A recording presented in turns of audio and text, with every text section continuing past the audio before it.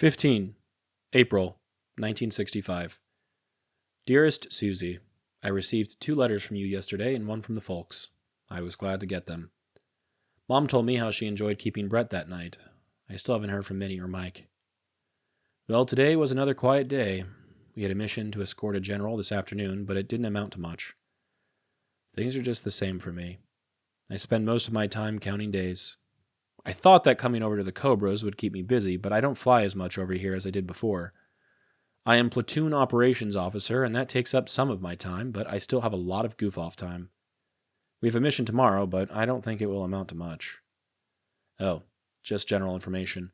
Saturday I have to go down to a town 60 miles south of here called Bac Lieu to get a Vietnamese award. It is called the Cross of Gallantry. Don't ask me why I'm getting it. I have no idea. Oh well. As I've said many times before, I love you very much and can hardly wait to get home. Charlie is the same as always, and I still plan on bringing him home if nothing happens. Kiss the boys for me. All my love. Bill. Today's letter opens with a familiar tone. Poppy is responding to letters from home, talking about the boys, Charlie the monkey, and the long stretch of days still ahead. At this point in his deployment, he's clearly feeling the drag of time. He thought transferring to the Cobras would keep him busy, but now he finds himself with more downtime than he expected.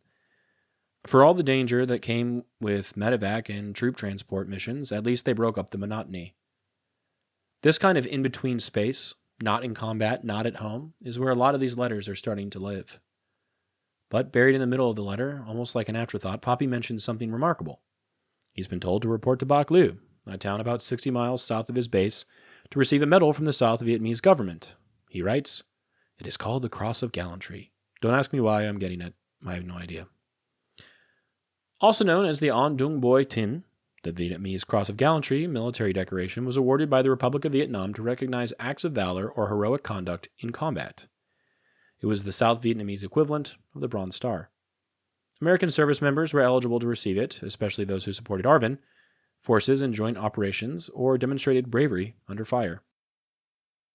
There were different versions of the award, depending on rank and the level of the act being recognized, individual medals for specific valor, and unit citations that could be awarded collectively. The one Poppy is likely receiving is the individual Cross of Gallantry, with Palm, a distinction reserved for personal heroism at the corps level. This means someone, somewhere, noticed something he did. Now, the fact that Poppy doesn't know exactly what he's being honored for says something about how decorations worked during the war. Sometimes they were issued broadly during major operations, sometimes they were based on recommendations passed through several hands, and the recipient wouldn't be told the full details. It's also possible Poppy's award was connected to one of the combat missions or near crashes he's written about in the past letters. He certainly earned it, whether he knows the reason or not. What stands out here is how casually he mentions it.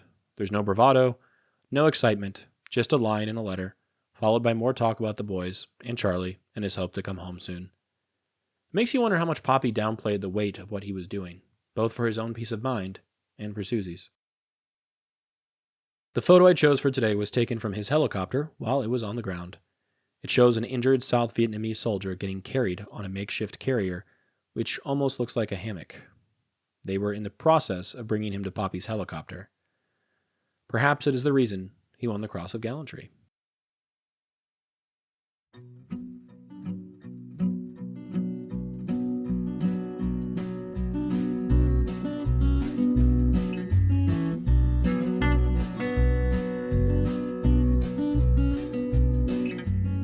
I'm Alex Lowy, and I hope you have enjoyed listening to this episode of Dearest Suzie, and receiving messages from the past that my Poppy wrote exactly 60 years ago.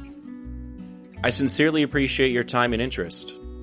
Please consider following the podcast on your preferred platform, and if you're enjoying it, I kindly ask that you take the time to rate the show and leave a review. Also, please follow the project on YouTube, X, and Instagram. All likes, comments, shares, and reviews will help grow the reach of this story. The links for these things should be in the description of this episode.